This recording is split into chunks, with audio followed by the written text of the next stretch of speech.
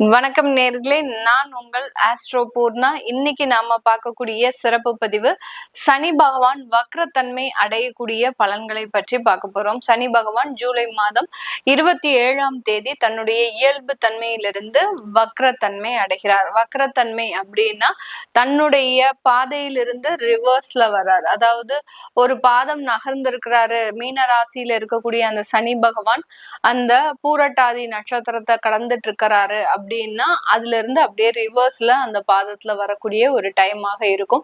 இந்த இடத்துல இந்த சனி பகவானினுடைய வக்ரத்தன்மை அப்படின்றது பாத்தீங்கன்னா ரொம்பவும் கவனிக்க வேண்டிய ஒரு விஷயம். ஏன்னா ரொம்ப சர்வ சாதாரணமாக நம்ம எப்போதுமே பாத்தீங்கன்னா ஜென்ம சனி, ஏழரை சனி, கண்ட சனி, அஷ்டம சனி, இப்படி ஒவ்வொரு விதத்திலையும் சனி பகவான் சில பிரச்சனைகளை எல்லா ராசி என்பர்களுக்கும் கொடுப்பார். ஏன் பிரச்சனைகளை மட்டும் கொடுக்கிறார் சனி பகவான்?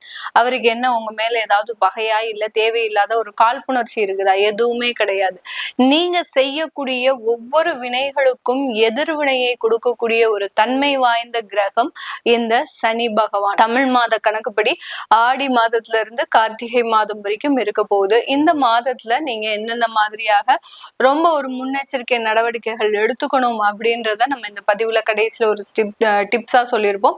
கடைசி வரைக்கும் ஸ்கிப் பண்ணாம பாருங்க. இந்த சேனல்ல முதன்முறையா பாக்குறீங்க அப்படின்னா சப்ஸ்கிரைப் பண்ணிக்கோங்க. பெல் பட்டன்ல ஆல் ஆப்ஷன் சூஸ் பண்ணிக்கோங்க. கன்னி ராசி அன்பர்களுக்கு சனி பகவான் 7ஆம் இடத்துல கண்டக சனியாக இருக்கிறார். இந்த கண்டக சனியில சனி வக்ரம் அடைகிறதுனால இந்த காலகட்டம், இந்த 4 மாதங்களுக்கு கன்னிராசி என்பர்களுக்கு அதிகப்படியான சுற்றுப்பயணங்கள் அப்படின்றது கண்டிப்பாக இருக்கும். ஏன்னா சனிச்சந்திரன் சேர்க்கை அப்படின்றது பாத்தீங்கன்னா புணர்வு தோஷத்தை கொடுத்து எல்லாத்தையுமே ஸ்லோ டவுன் பண்ணிடும். எந்த ஒரு விஷயங்களை எடுத்தாலும் ஒரு விரைவாக செய்ய முடியாத ஒரு சூழ்நிலை. அடுத்து பாத்தீங்கன்னா எல்லா இடத்துலயும் தடைகள், தாமதங்கள், இந்த மாதிரியாக சில பிரச்சனைகளை கொடுக்கக்கூடிய ஒரு தோஷமாக தான் இந்த புணர்வு தோஷம் இருக்கும். புணர்வு தோஷம் மெயினா பாத்தீங்கன்னா உங்களுடைய திருமண அமைப்புல அதிகப்படியாக பிரச்சனையை கொடுக்கும். திருமணத்துல பாத்தீங்கன்னா உங்களுக்கு ஏதாவது ஒரு தடைகளை கொடுக்கும். திருமணம் ஏற்பாடு பண்ணோடனே அந்த இடத்துல ஏதாவது ஒரு துக்க நிகழ்வுகள் நடக்கும். அடுத்து பாத்தீங்கன்னா திருமணம் ஏற்பாடு பண்ணி திருமணம் வரைக்கும் போகும்போது அந்த இடத்துல ஏதாவது ஒரு பிரச்சனைகள், சண்டை சச்சரவுகள், ஒருத்தருக்கு ஒருத்தர் முகம் முழிக்க முடியாதபடியான சில மனவேதனைகள் இதெல்லாமே இருக்கும். அடுத்து பாத்தீங்கன்னா அந்த திருமண வைபவங்கள் நடக்கக்கூடிய இடத்துல பிரச்சனைகள், இது எல்லாமே இந்த புணர்வு தோஷம் அப்படின்றது கொடுக்கும். இந்த புணர்வு தோஷத்துல இருக்கக்கூடிய இந்த கன்னிராசி என்பர்களுக்கு சனி வக்ரத்தன்மை இந்த மாதிரியான சில பிரச்சனைகள் இருந்து நிவர்த்தியை கொடுக்கறதுக்குண்டான ஒரு நேரம். இதுவரைக்கும் தடையாக இருந்த சில திருமணங்கள் நடக்கக்கூடிய ஒரு நேரம், தடையாக இருந்த சில விஷயங்கள் உங்களுக்கு துரிதப்படக்கூடிய ஒரு நேரம். அடுத்து வெளிநாட்டு வாய்ப்புகள் அப்படின்றது முக்கியமாக நடக்கக்கூடிய ஒரு நேரமாக தான் இந்த ராசி என்பர்களுக்கு இருக்க போகுது. கன்னிராசி என்பர்கள் தன்னுடைய இந்த இடத்துல பாத்தீங்கன்னா வேலை ரீதியான சில மாற்றங்களை நீங்க செஞ்சுக்கணும். வேலையில பாத்தீங்கன்னா உங்களுக்கு தேவையான அளவுக்கு அங்கீகாரம் இல்லை, உங்களுக்கு தேவையான அளவுக்கு வருமான உயர்வு இல்லை அப்படின்னு ஃபீல் பண்றவங்க கண்டிப்பாக இந்த இடத்துல ஒரு வேலை மாற்றம் செஞ்சுக்கிட்டீங்க அப்படின்னா அதனால நிறைய ஒரு வளர்ச்சிகள் இருக்கிறதுக்கு உண்டான ஒரு நேரமாக தான் இந்த ராசி என்பர்களுக்கு இருக்க போது. இந்த இடத்துல இந்த கன்னிராசி என்பர்கள் மந்த நிலையிலிருந்து வெளிப்பட்டு ஒரு விரைவாக செயல்படக்கூடிய ஒரு நிலைக்கு வர போறாங்க. இது வரைக்கும் ஒரு சோம்பேறித்தனம் அதிகப்படியாக இருக்கும். எந்த வேலையும் செய்ய முடியாம ஒரு மூளையே வேலை செய்ய முடியாத ஒரு சூழ்நிலையில இருந்திருப்பாங்க. சில பேருக்கு தூக்கமின்மை அப்படின்றது அதிகப்படியாக இருந்திருக்கும் இந்த கன்னிராசி என்பர்களுக்கு. அது எல்லாமே இந்த காலகட்டத்துல மிகவும் ஒரு மாறக்கூடிய ஒரு சூழ்நிலை அப்படின்றது இந்த ராசி என்பர்களுக்கு இருக்க போது. இந்த ராசி என்பர்கள் தன்னுடைய வேலை ரீதியாகவும் தொழில் ரீதியாகவும் வெளிநாட்டு சுற்றுப்பயணங்கள் அப்படின்றது மேற்கொள்ளக்கூடிய ஒரு நேரம். அந்த வெளிநாட்டு சுற்றுப்பயணங்கள்னால அதிகப்படியான ஒரு வாய்ப்புகளையும் பெறக்கூடிய ஒரு தருணம். ஒவ்வொரு இடத்துலயும் வாய்ப்புகள் வந்து கடைசி கை நழுவி போகக்கூடிய ஒரு தருணத்துல இருக்கக்கூடிய இந்த ராசி என்பர்களுக்கு இந்த சனி வக்ரத்தன்மை வாய்ப்புகளை கையில கொண்டு வந்து கொடுக்கறதுக்கு உண்டான ஒரு தருணமாக தான் இருக்கும். இதனால நிறைய வளர்ச்சிகளும் ஏற்படக்கூடிய ஒரு நேரமாக தான் இந்த ராசி என்பர்களுக்கு இருக்க போகுது.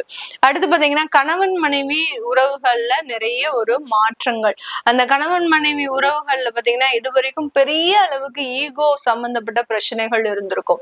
நீ சொல்றத நான் கேட்க மாட்டேங்கிறேன், நான் சொல்றத நீ கேட்க மாட்டேங்கிற அப்படின்ற மாதிரியான ஒரு காழ்ப்புணர்ச்சிகள், தேவையில்லாத மூன்றாவது நபர்களினுடைய தலையீடு, இது எல்லாமே இந்த கன்னிராசி என்பவர்களினுடைய திருமண வாழ்க்கை, கணவன் மனைவி உறவுகள்ல இருக்கும். அது எல்லாமே முழுமையாக நீங்கக்கூடிய ஒரு நேரம். இந்த 4 மாத காலம் அப்படின்றது பாத்தீங்கன்னா இந்த கன்னிராசி என்பவர்களுக்கு இவர்களினுடைய வாழ்க்கையவே மாற்றி அமைக்கக்கூடிய ஒரு நேரம். நிறைய நெகட்டிவா இருந்த விஷயங்கள் எல்லாமே பாசிட்டிவாக மாறுவதற்கு உண்டான ஒரு தருணமாகவும் இருக்கும். நிறைய பாசிட்டிவாக இருக்கு அப்படின்னா உங்களுக்கு இந்த இடத்துல ஏதாவது நெகட்டிவா நடக்குது அப்படின்னா உங்களுடைய ஜாதகத்தை நீங்க முதல்ல செக் பண்ண வேண்டிய ஒரு அவசிய சூழ்நிலையில இருக்கிறீங்க. ஏன்னா எல்லா கன்னிராசி அன்பர்களுக்குமே இந்த இடத்துல பாசிட்டிவா தான் நடக்க போகுது. ஒரு சில பேருக்கு எங்களுக்கு பாசிட்டிவ் நடக்கல, எதிர்மறையாக தான் எல்லாமே நடக்குது, நான் கடன் பிரச்சனையில மாட்டிக்கிட்டேன், தேவையில்லாத ஒரு வம்பு வழக்குகள்ல மாட்டிக்கிட்டேன் அப்படின்னு சொல்லக்கூடியவர்களுக்கு உங்களுடைய ஜாதக ரீதியான சில பலன்களை நீங்க பாத்துக்கிறது நல்லது. இந்த கன்னிராசி என்பவர்களினுடைய 4ஆம் இடத்தை சனி வக்ர பார்வையாக பார்க்கிறார்.